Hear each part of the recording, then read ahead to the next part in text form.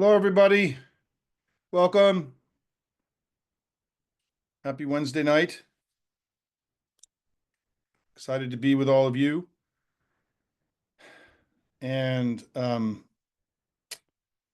Lincoln, who works with me, yes, please, first use the chat, introduce yourself, say hello.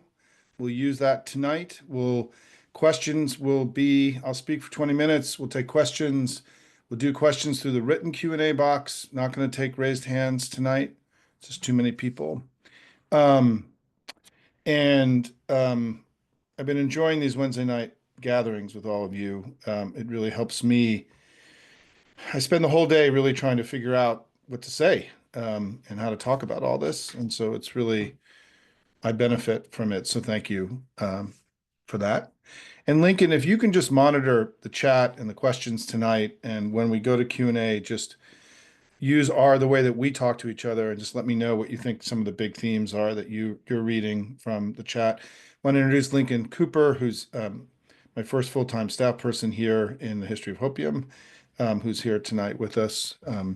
You guys will start getting emails and things from him from time to time to help me manage this plucky, wonderful community of ours. And let me get to yeah, we'll get going here in just a second.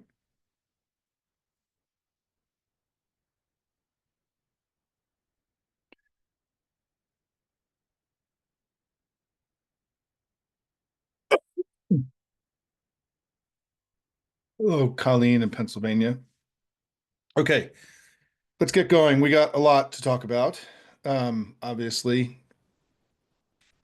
And let me just check everything here.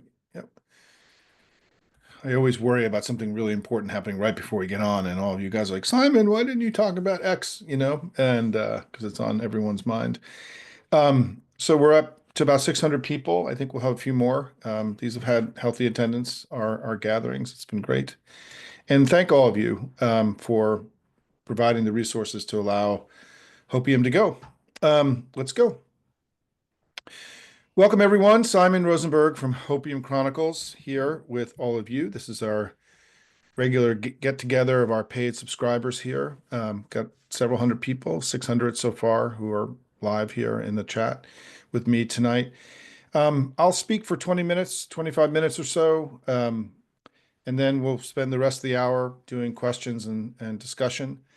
I feel I benefit tremendously from our paid subscriber chat every day because I do see what's on everybody's minds on a daily basis. I read all the comments, and so I do come to these anticipating and sort of understanding excuse me, where people's heads are at, and so it helps a lot helps inform where I'm going to go and what I'm going to say here tonight.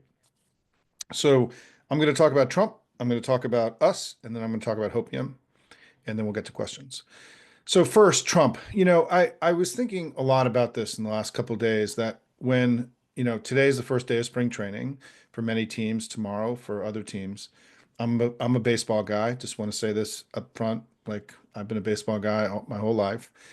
And in 2019, when the Nats won, our team here in Washington won the World Series, Davey Johnson, the manager, had a way of talking about the Nats, which is that we want to go 1-0 today. We're not worrying about the other 161 games. We need to go 1-0 today. We need to win the inning, to win the batter, win the pitch, win the inning, win the game, and go 1-0 today. And that sort of sentiment and that way of looking at our days every day, I think, is helpful and instructive for what we have to do. We have to go 1-0 today. Whatever happens tomorrow is tomorrow. Right? We are in the middle of history unfolding in front of our eyes, and we don't know how it's going to end, right? We're in this battle every day. And I think, it is critical, I think, in order to contextualize where we are, which is that we have no idea what Trump is going to do on any given day. We don't know where they're going. We don't know where their lines are. This is being negotiated, between the courts and the Congress and Republicans in Congress and the president and his team and governors, foreign leaders, economic data, there's polling data. This is, Donald Trump is an impulsive, guy who comes to the office every day and it's a brand new day. And he can completely reverse a position he held the day before. And I think we just cannot get too much into our own heads here, meaning that we have to try to be as strong as we possibly can every day in order to demonstrate that there is opposition.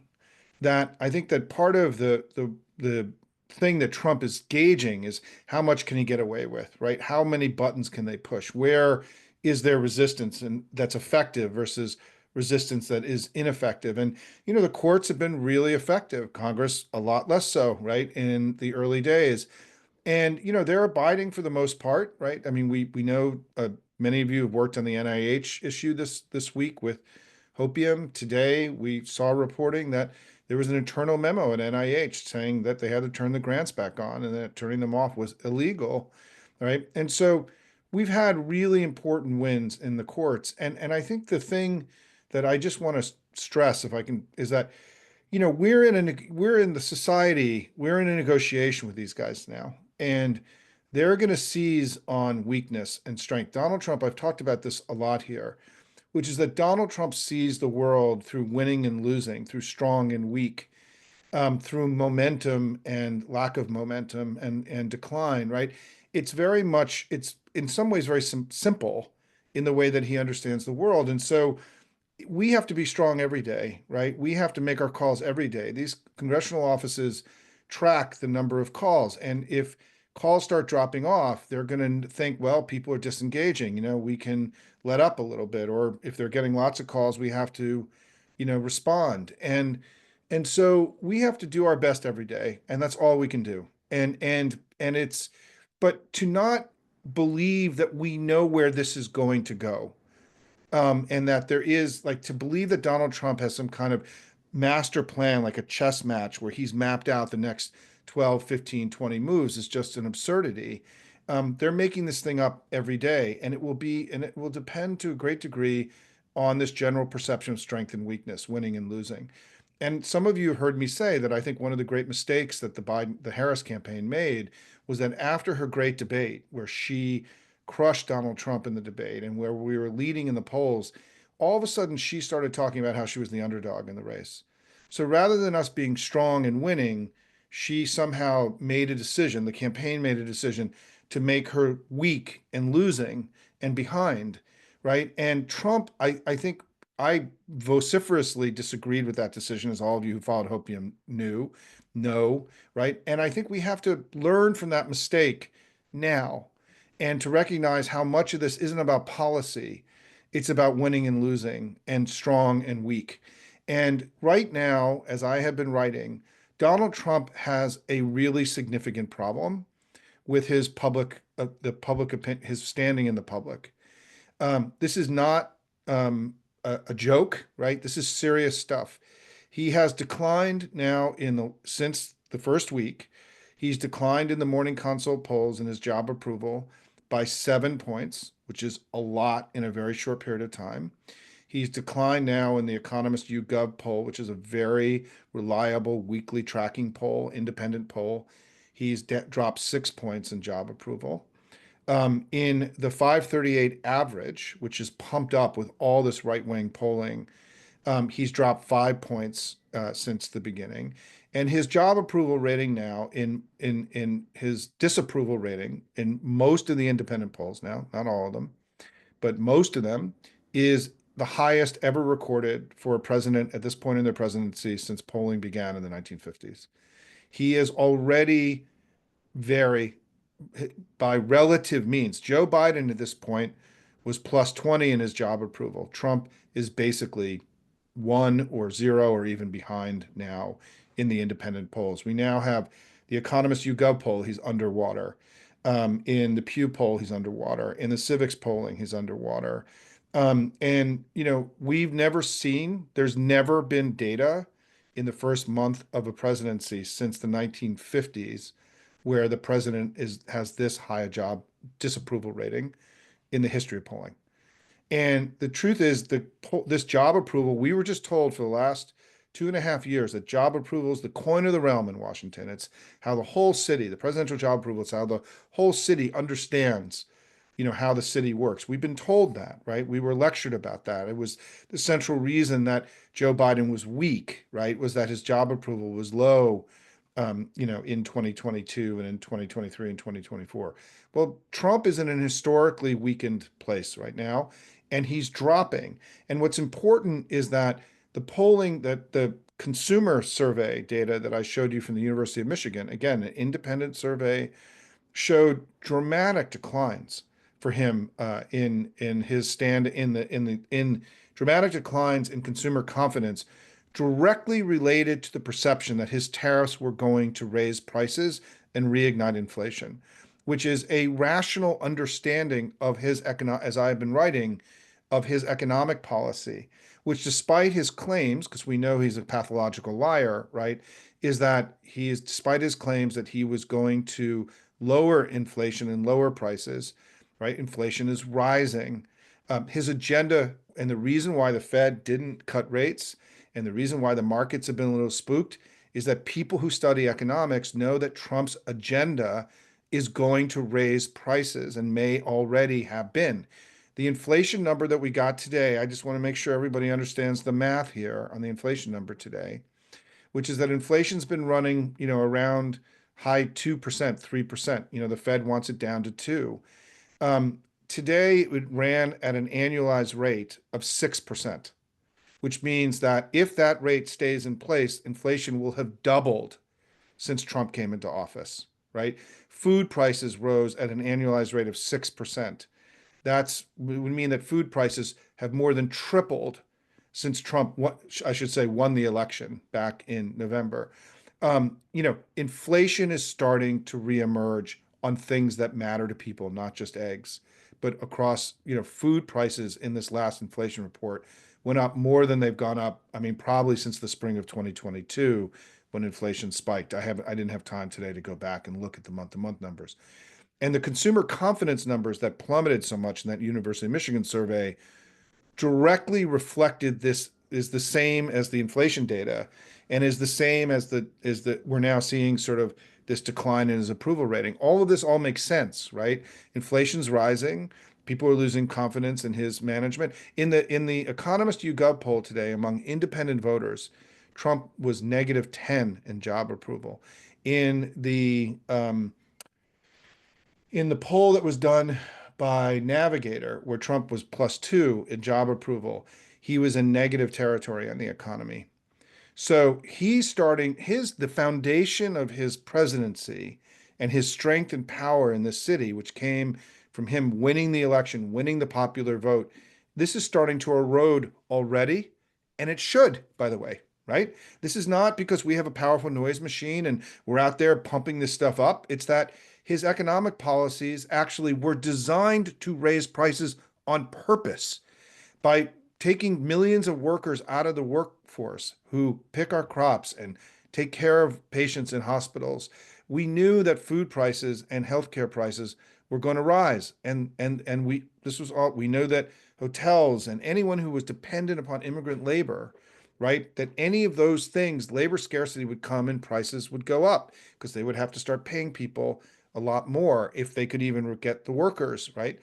And then the second thing that raised prices is his tariffs. For him to have started the tariffs this week, he backed off the big tariffs with Canada and Mexico because I think he became convinced by his team that this would potentially be devastating for his presidency because it would drive prices through the roof and create incredible economic dislocation. So he did the steel and aluminum tariffs in the last few days, which will raise prices for many, many things all across the country, right? And so here he has a slowing economy, rising inflation, his job numbers are going down, consumer confidence is going down, and he took steps to further raise prices, right? So I just want everyone to understand that Donald Trump is reigniting inflation on purpose. This is actually their economic plan. I wrote about this for 6 months during the election, that if he comes into power, inflation is going to go back up, right? And it has. And it's hurting him early. This kind of decline that we're seeing for somebody that's this well known, it's hard for people that are really well known to see dramatic movement in their polling. Trump is seeing dramatic negative movement right now in his polling. And I think it means that his hold over the city, which is right now strong, right? I mean, we've had a lot of wins. We had some very meaningful losses too. The Tulsi Gabbard getting, the fact that we were not able to knock out Hegseth and Gabbard, the unacceptable four.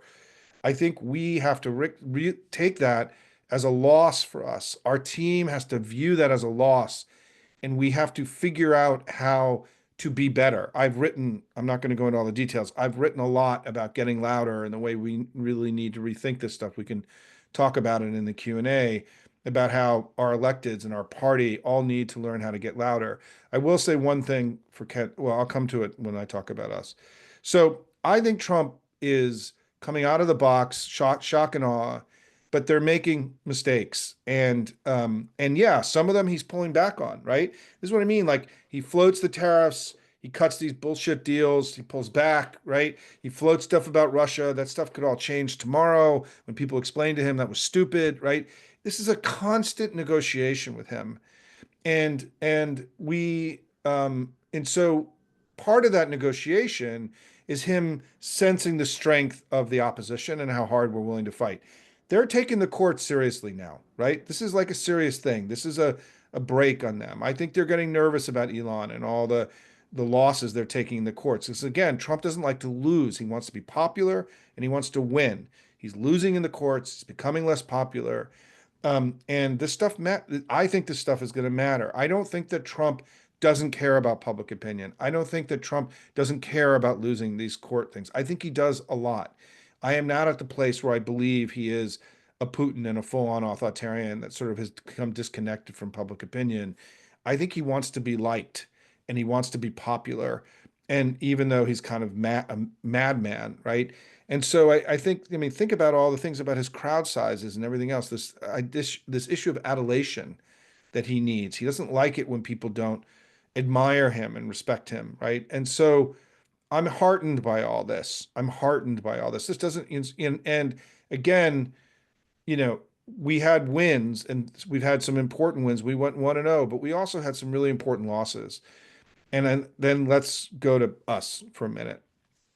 You know, we were not ready for this as a family. We weren't ready, and the House and Senate leadership weren't ready. And we all know that. And we are seeing the opposition, this ferocious opposition that we all want to build. It's taking baby steps, right? We're like taking clumsy baby steps to becoming, a full-on adult, mature opposition. And part of our job, and what I've been really proud of about the Hopium community, is that we're taking a position of being coaches to our electeds in helping them understand what their job is now and what's expected of them now. And many of you come into our chat every day and talk about all the calls that you've made.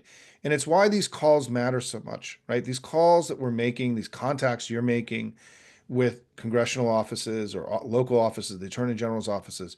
Trust me, folks, this stuff, they really pay attention to this, right? If you're a constituent, if you're not a constituent, they care less, because they know that AstroTurf campaigns can generate a lot of calls. If you're a constituent, they really pay attention to this. And I think that I'm really proud of the work that all of you have taken on and the gravity in which you've placed in all of this. And I like to think that what we're doing is we're helping our electeds understand now that their job is not just to be a legislator or an executive, but they need to be a communicator and an influencer and a leader of the ferocious and effective opposition. We have to help them understand now that the mission has changed and that they need to change and evolve. And I'm optimistic that, we're seeing new leaders emerge and new institutions emerge. Some of you have asked about in-person events, and let me just again sort of remind everybody my general take on protests and rallies. Number one is you should only go to an event with your own body that where the organization that's sponsoring it, and that you trust them. If there's any doubt, if you cannot find any information about who's organizing the event, or it's obscure or they're obscuring it in any way, or you don't know them, then you shouldn't go, right? And because there are going to be scammers and who are going to come in here and try to build institutional power by building lists, by through these events. Also, we know that hostile foreign governments are going to, they were very involved. Iran played a major role in the Gaza protests last year. We know this now from intelligence documents and reports the intelligence community has done. We just have to be really smart here about these in-person events and not over romanticize them. Because really, at the end of the day, what Trump wants and what they're jonesing for, right, is they want a few of these demonstrations to become violent in whatever way, and then for a crackdown to happen. And it's why, we have to learn from the George Floyd protests. We have to learn from what happened with the Gaza protests and recognize these protests can get hijacked by extremists on both sides, right? Who want to push us towards violent conflict in the United States either way. And so we just shouldn't make that easy for them to do that. That's all. I'm not saying don't go to rallies. If you see a congressman has accepted and people that you trust and know, then go. And but I would do what people do in these cases is make sure friends and family know you're there and that you're checking in with them, and to recognize also that when these events start becoming more contentious, they have the technological capacity to track, your phone at events, geolocate it's called, and you just have to be aware of that. We just have to be smart, right? What I wrote about last week was fighting hard, fighting smart, and we have to fight smart. And someone asked about Indivisible. Yeah, Indivisible is doing amazing stuff, right? And I think that, but Indivisible is still a new organization, to this kind of stuff. And we all just have to be, this is going to go on for a while, everybody. This isn't going to be over. This nightmare is not going to be over in 3 weeks. I mean, we're going to be battling for months and months and months, years, and we have to pace ourselves, be smart at every step, try to, go 1-0 today, as they talked about. And I think we have been slow out of the box at becoming the ferocious opposition, but we are making progress. We are getting better. We're learning. We're also learning our way through this. And what's critical is that we have to learn, right? We have to learn from things that work and things that don't work. We have to keep learning, sharing. What I love about the Hopium chat every day is all of you are sharing your experiences. You're learning from each other. We're getting smarter and better and stronger through this sharing of our work together. And then finally, I just want to say that, we have a new DNC. I've been in touch with Ken and his team. And what I just want to ask out of everybody is we need to be a little bit patient, right? They just got there. He doesn't have a particularly strong thing that he's inheriting. We need them to come out of the box sure-footed and smart. We don't want them coming out and making big mistakes. We've endorsed, some of you have asked, well, what are we doing at Hopium, right? We got two things we're really focused on. We're making calls and being loud to our electeds and becoming sort of big citizens through this work that we're doing. We've also picked the three races that, and we're going to be adding to that in the coming weeks. I get a lot of questions about the three House races in the special elections in the House. I just want to say that we are at this point not supporting those races. I will remain open to endorsing in those races. But those races, if I can just say, are different than the Iowa race, right? The Republican Party is going to spend whatever it takes to hold on to these seats.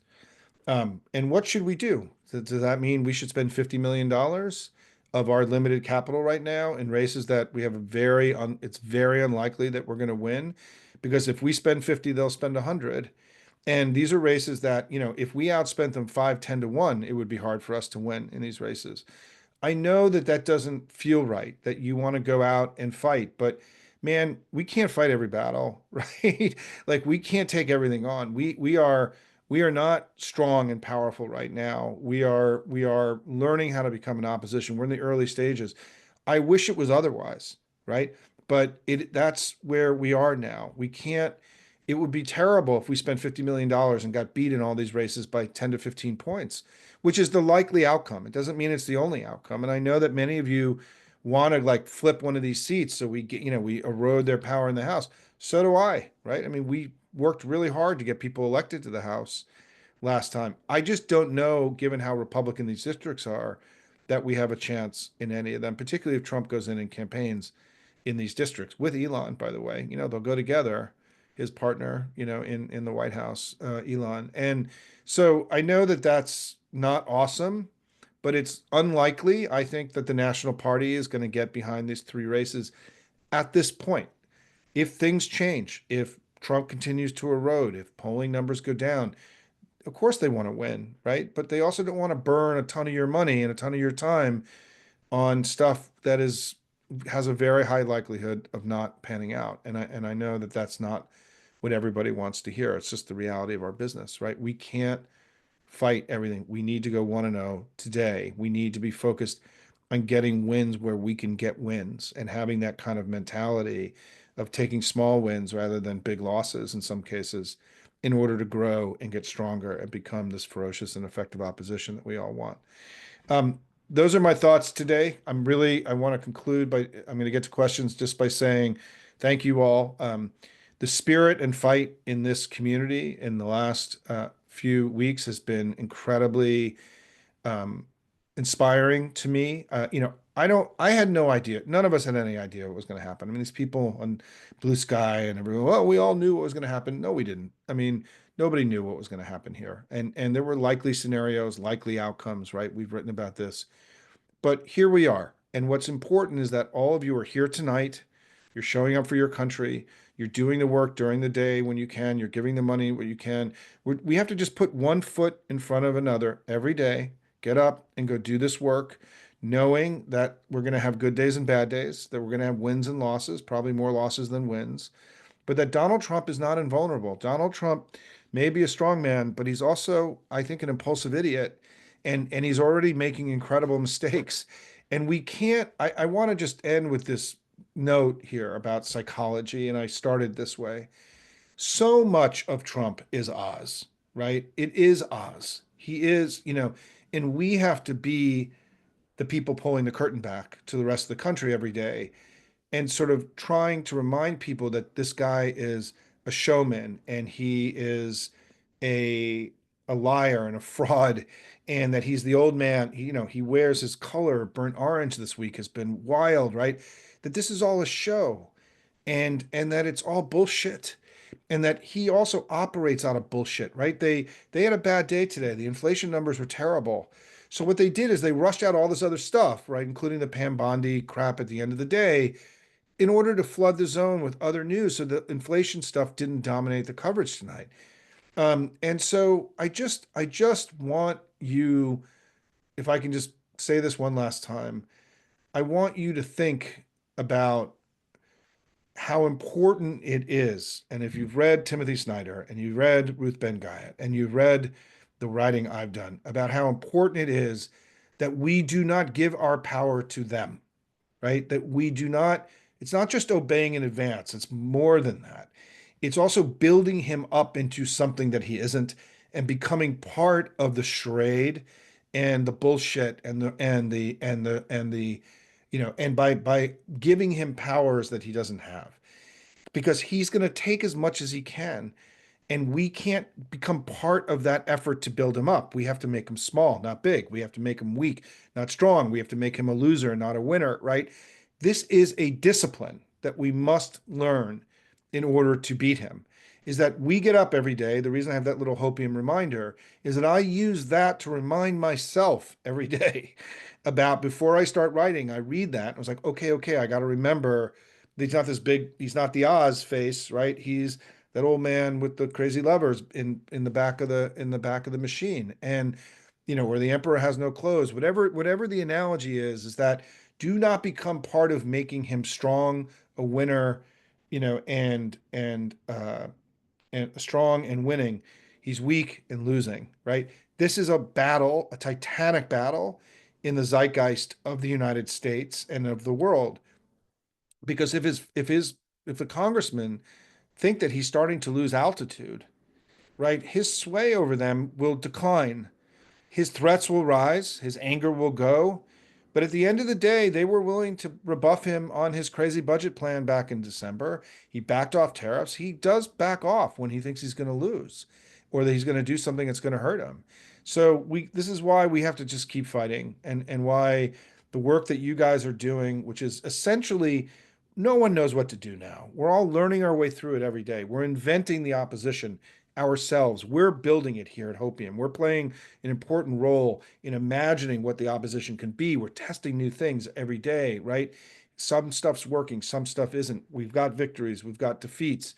And I think that I just want you to think of the fact that you are part of inventing this opposition through your work at Hopium. This is what I think we're now doing, is that we're helping reimagine our politics to become an effective and ferocious opposition. And you're not a bystander, you're a participant in that. You're a leader, you're not a follower. You're making it happen. You're not letting others do it. You are, what's that line, right? The line about, we are the ones we've been waiting for. I mean, in this case, it's really true. There is no cavalry, it's us. And I think we've already had a really significant impact in the last few weeks. And yeah, you know what? Like, I have no fucking idea what I'm really doing here every day. I sit down in the morning with Tug and write this stuff for you guys. And some days I feel like I know when I'm coming from a strong place. Other days I feel like I'm reaching. Doing these kinds of talks with you is really hard. I know everyone is terribly scared and frightened and worried and all that other stuff. But I know that the way that I manage my fear is by coming into community with all of you and doing the work. And I know that for many of you, you're doing the same, too. You're coming into this community, channeling your anxiety into good works. Love you guys. Let me get to questions, um, and uh, and see if I can get a sense. And Lincoln, feel free to send me a signal if you have a sense of sort of the big themes that people are coming to. I want to address what are the first steps in moving ahead if there's a constitutional crisis. Um, I have no idea, and neither does anybody, because it depends on how it manifests, right? And I think people have to stop. I mean, what I am trying to get at here is that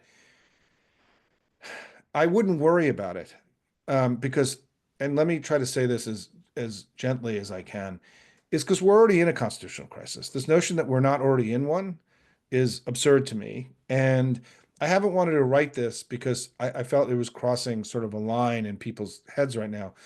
When Elon Musk illegally vaporized a $40 billion agency in a week illegally, right? They have no authority.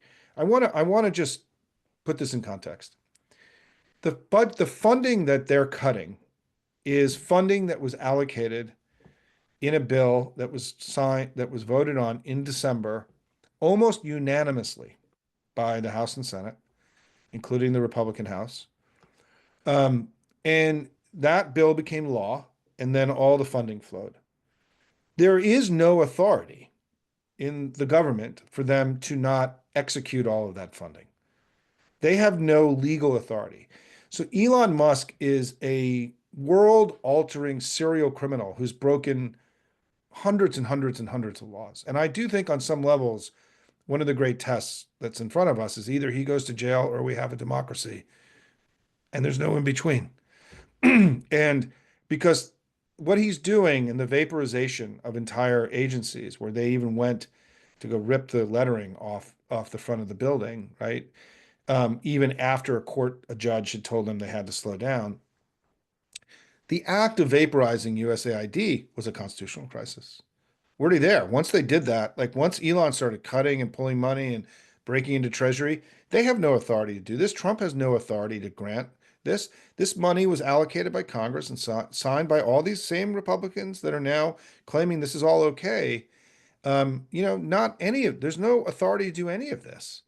So we're already in a place where the president and his team, Elon Musk, are operating outside of law. It's lawless, unconstitutional behavior. It's why they keep losing in the courts, because it's so obviously ridiculous what they're doing. There's no version of American democracy that could exist where the president could, after Congress and a president sign something, they can just make it go away. How do we possibly negotiate with them for the next budget, right? So let's say we have the government's going to shut down in the middle of March. We have to do another temporary stopgap bill to get us through the end, the fiscal year. So we're going to agree to that, and then the next day, Trump is just going to take all the money away. I mean, it's so. I mean, I think we've because we're in the middle of this and we do the play-by-play of the Doge kids and everything else, we have to take a step back and realize that they have no authority to be doing any of this. They can't just take money away from programs. There's no legal authority to do any of that. Congress has the power of the purse. This is law. So them taking money away is lawless. They're breaking the law, which is why they keep losing in court. And so we're already there. I mean, we're in the worst constitutional crisis in the history of the United States. We're not nothing remotely close to anything like this has ever happened before. And what has been surprising to me is, for example, that the Senate and House Democrats haven't started filing amicus briefs or joining these lawsuits because at the core of what's happening is the president is trying to take away power from the House and Senate and give it to himself. So you would think the people in the House and Senate would actually join the lawsuits that are actually protecting their power. And this would be something that you, in your calls and in your contacts and your town halls that many of you are doing, can ask your senators and congressmen, which is why haven't the House and Senate Democrats written amicus briefs or joined these lawsuits or brought lawsuits of their own? Because the people that are bringing the lawsuits are doing on behalf actually of the House and Senate Democrats, right? Who signed this law into place in December.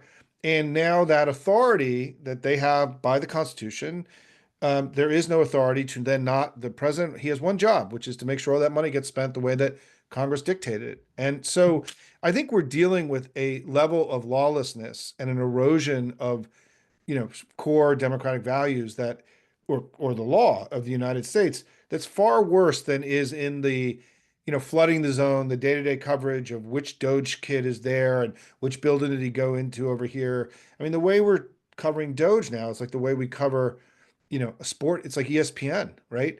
And it's like, well, they cut this amount today. They can't cut anything. There's no, I mean, they have no authority to cut anything for anybody, right? And making an entire and firing all these people and all this stuff, they don't have the power to do any of this. And so it's incredible. So what it means is that every day we just have to put our feet down and deal with put our heads down and deal with what's in front of us. Because I said earlier, every day is a negotiation, a power negotiation. If we look weak, then he's going to take more. If we look strong, he'll take less. And it's why we also have to be careful about not making mistakes, right? We have to be very, very conservative and careful. I talk about cutting, measuring twice and cutting once, right? The way carpenters work. We have to be very, very careful now and sure-footed because making mistakes make us look weak, and then they will try to take more. And right now, our movement looks largely through the courts and the work that's being done on the legal front. I think the addition of the state attorney generals was a big deal because it's not Mark Elias and a handful of lawyers. It's the governments of these large states are now involved in this fight, which is one of the reasons Pam Bondi today took a shot at New York State. It's fine. I mean, this stuff's going to happen. And so, that's my thought on the stuff like the Kennedy Center.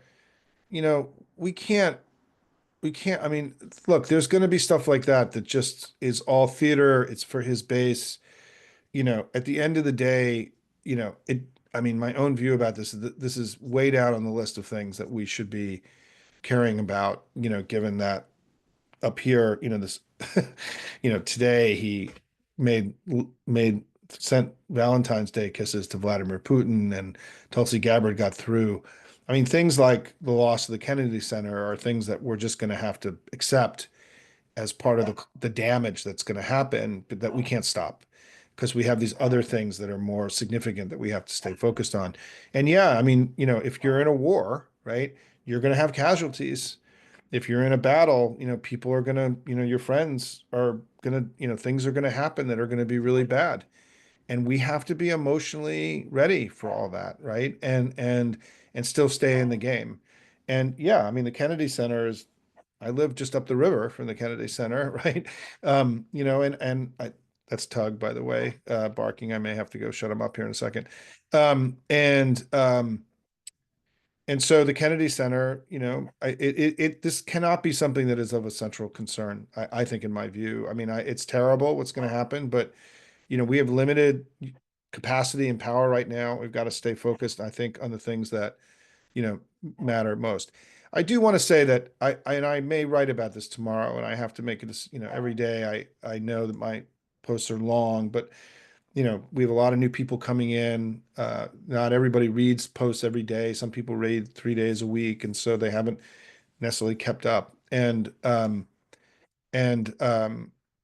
the the um so I'm sorry, I'm just looking at. Yeah, I mean, look, I think that Matthew Littlejohn is making this case. I do think that we part of our job, right, is also as information warriors and to make sure that we are communicating what you're learning here at Hopium and all the other places that you're gaining your information from, that you're sharing with people. But I will tell you that the inflation stuff is breaking through with voters. I mean, people are not happy with Trump and they're not happy. And somebody mentioned that it's too early to blame Trump. I mean, that's just fucking ridiculous, right? His program was inflationary. The markets responded to it after he won. Inflation went up after he got elected. The inflation dynamic in the United States changed after he got elected, not before. This is not Joe Biden's inflation. This is Donald Trump's inflation. And I know that, it is this is not even a debatable point. You know, the markets responded in November and December. The reason the Fed didn't cut interest rates is because they literally said there were new inflationary pressures because of the election. I mean, and so we all knew that the threats of tariffs and what was going to happen with immigration. This was widely reported in the financial houses in November and December. How do people know? I mean, if you look at the consumer thing I shared yesterday from the University of Michigan, how come there's a huge spike in people's anticipation that inflation is going to rise? Did Joe Biden do that? I mean, come on, everybody. It's ridiculous, right? Donald Trump's economic program in not in the fiction that he's selling, in the reality of the economics underneath, was inflationary 6 months ago. It was inflationary 3 months ago. It was inflationary the day after he won the election. And now inflation has come, and it's entirely his fault. And voters believe it is, by the way, right? And he's going to do everything he can to try to convince Republicans that somehow this was Joe Biden's fault, right? But Joe Biden left him a very healthy economy, but he's now implemented tariffs, which are inflationary. He's threatened even bigger tariffs, which are inflationary. He's eliminated millions of workers. He's trying to eliminate millions of workers from our workforce, which is inflationary. Everything he's doing is inflationary. And so it's why the Fed has been cautioning and so cautious, right? The Fed in December, when they didn't raise rates, or whenever it was the first time, talked about this rising inflationary pressures because of his agenda, right? So please, guys, I mean, come on. And yeah, Krugman has been doing a great job explaining all of this. And again, there's no reason to give them the benefit of the doubt on anything, right? Like, there's no reason to believe that there's like integrity behind any of their arguments, right? And yeah, look, major corporations, this is, we all understand, right? If he's already implemented tariffs in China, China's about to reciprocate. Europe and Canada and other countries are going to reciprocate on the steel and aluminum tariffs. And I just want to say this to everyone here, because I don't think that people really understand the gravity of all this. I do believe that Donald Trump is trying, somebody wrote a piece today in the Post or the Times or something about the end of the American century. I call it the America of the four freedoms, right? The of us a democracy here at home and a rules-based order based on freedom around the world. And Trump has so grossly violated sort of two of the fundamental tenets of that system, which is one, sovereignty of every nation, unquestioned sovereignty of any nation. Once he started talking about acquiring other nations' properties or other nations altogether, Canada, Greenland, right? Panama. Once he started doing that, he was violating the UN Charter, the foundational charter of the entire modern world that was negotiated in 1945, was built on the sovereignty of nations. It's why we went to war in Ukraine. He's seceded from that. He doesn't care about that. I think he's very open to giving Ukraine to Russia. I think he's going to be open to giving Taiwan to China, right? He wants to be a great power, strong man. So he has to take stuff from other people. Well, then there's no more global system anymore. The entire rules-based global order ends at that point. And then the other kind of central pillar of the rules-based order was the elimination of tariffs, which was the experience that we had from the 1930s, which was that trade wars became shooting wars, and trade wars led to the greatest war in all of human history, where tens and tens of millions of people died. And and that trade wars escalate and they get out of control and they create conflict. So the way to think about tariffs in sort of the way that modern economists approach tariffs are like chemical weapons, right? They've been outlawed basically because of the danger that they bring into and the instability that they bring. And based on our actual like lived experience, we've been through this before. Trump, by now embracing unilateral tariffs, is breaking treaties like the treaty we have with Mexico and Canada, the North American, NAFTA or whatever its new name is. He's breaking he's violating the tenets of the entire kind of global economic system. So Donald Trump has, and it appears today that Pete Hegseth essentially, we don't know if this is real, essentially it appears that the United States may have walked away from NATO today. We don't really know yet. We're going to see, but certainly one could interpret the dolt Peter Hegseth's statements as being America abandoning our responsibilities under NATO. And so they are seceding from the modern world that America built in the 1940s and maintained over all these 80 years, a system that has made us unprecedentedly prosperous, has kept us free and safe for 80 years. There hasn't been any world war. And as you know from my own presentation with Dems, we've seen an unprecedented era of human advancement in science, in literacy, in life expectancy, in prosperity. More people have the ability to do today than any time in human history. The last 80 years, the age of the four freedoms and Pax Americana has been a golden age in human history. And Donald Trump is attempting to, it seems, with incredible ferocity, intensity, to end all of that, to create what? Who knows, right? I don't think he's thinks past, 3 weeks. But the danger that the entire global system that many of us have lived in our entire lives is coming to an end and is very much upon us.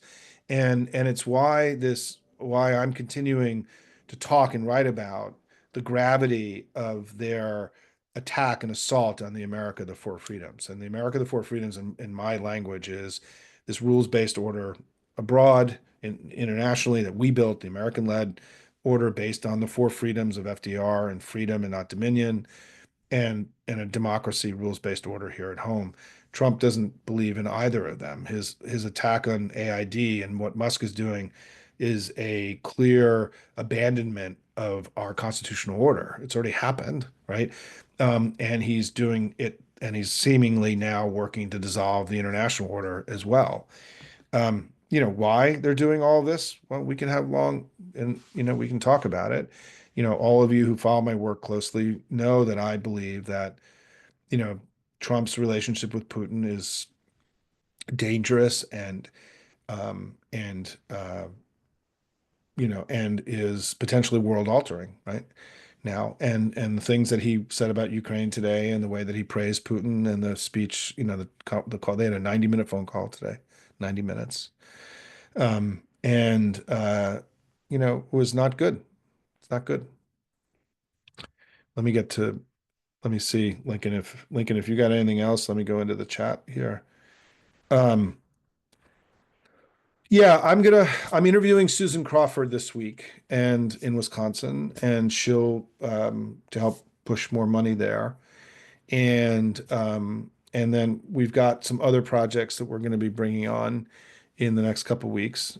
So I know that's one thing that everyone is working on aggressively now is the Susan Crawford race, and thank you for that.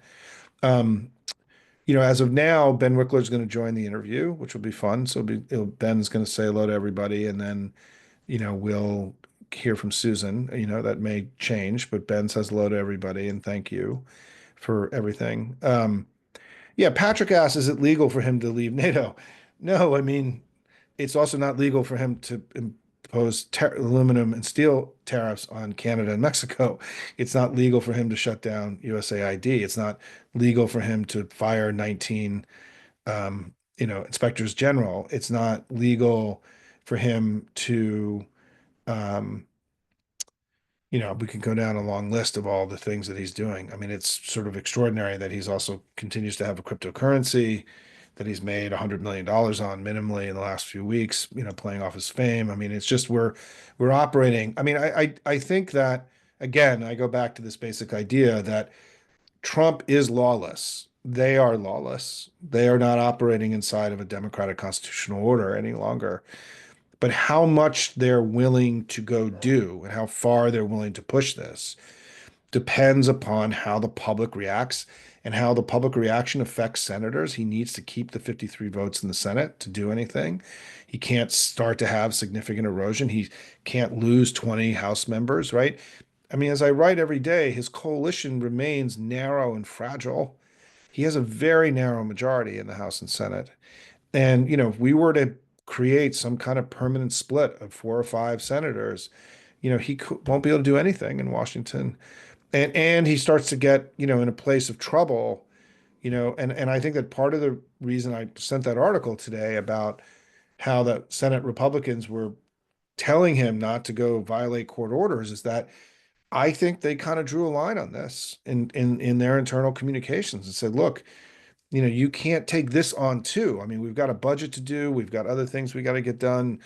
At the end of the day, they all think it's going to go to the Supreme Court and they're going to win anyway, which is part of their, I think, theory of the case.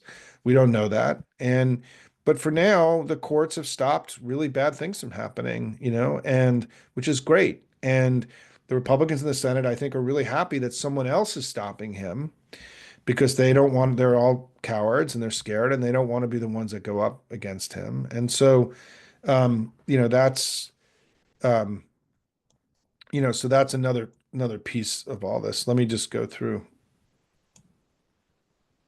Let me look at a few more comments. Yeah, and look, I also think, by the way, please continue to promote the town halls, the teletown halls, the in-person town halls with your members.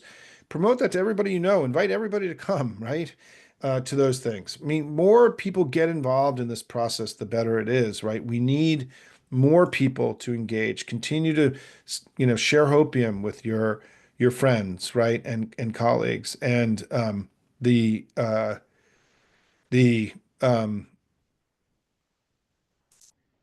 the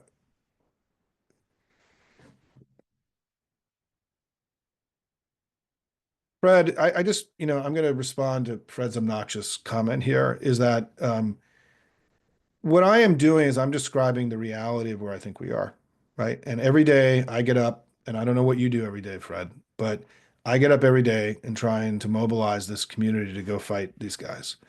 And that's what we're doing here. And what I have said is that I don't think that we were ready. I have said in the very first post that I ever did at Hopium was that I don't think that the leaders of our country and our party really fundamentally understand the nature of the conflict that we're in. And yeah, you know what? We can talk about that. We can beat each other up. We can spend the next 3 months talking about how we weren't ready and Democrats suck. What does that do? What does it gain us? The Monday morning quarterbacking, the self-righteous, obnoxious, self-indulgent Monday morning quarterbacking that is going on in our family right now is as corrosive to me, in my view, as virtually anything that's happening on the right. Because what it's doing is that it is distracting us from the task at hand, which is that we're in a battle right now. And what are you going to do?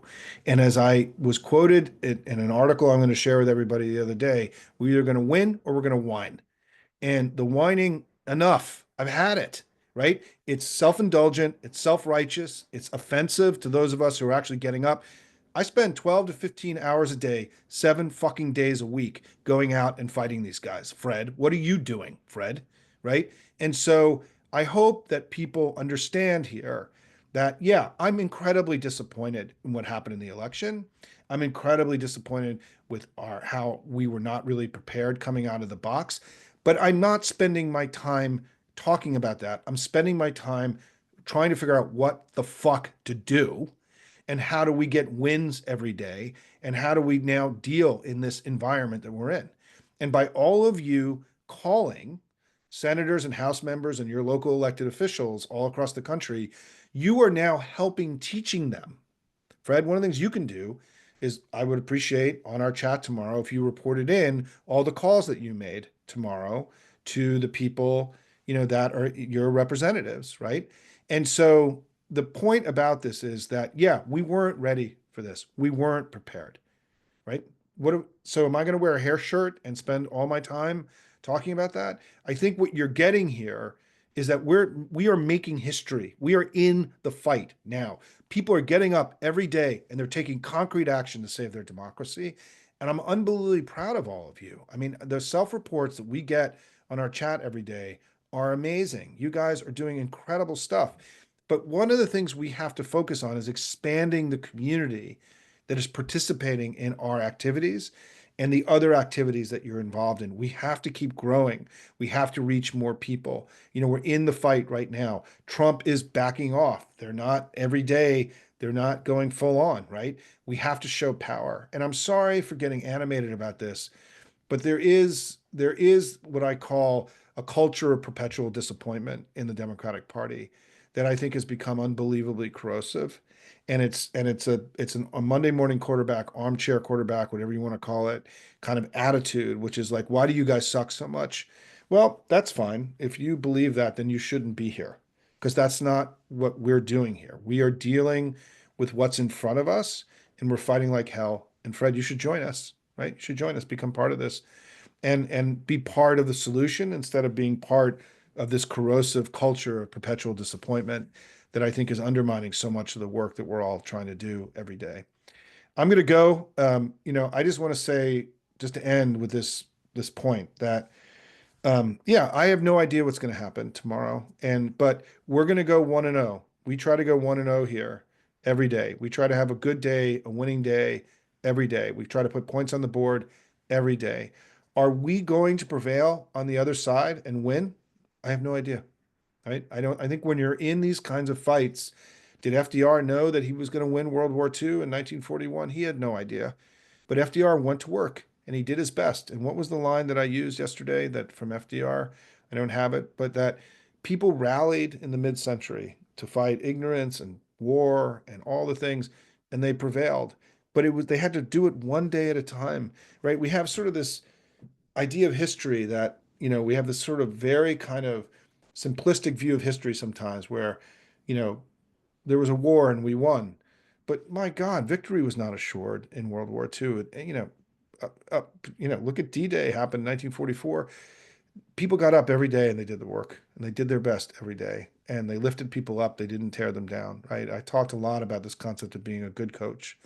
Good coaches lift people up. And I want to, in my view, having coached Little League, and I learned along the way, I learned some lessons along the way and been a leader of an organization and been in Democratic Party politics. I want us to be good coaches. And good coaches, in my view, are get people prepared. They're ready to go fight the fight. And they also lift people up and give them confidence that they can do things that they didn't know they could do before. I think bad coaches create fear, uncertainty, and doubt, and tear people down and create uncertainty underneath them, right? As opposed to lifting them up. And so let us continue to be with our electeds to understand that we're not where we want to be, but how do you want to get there? Telling them that they suck and they're terrible is not, in my view, the best way to get to where we want to go.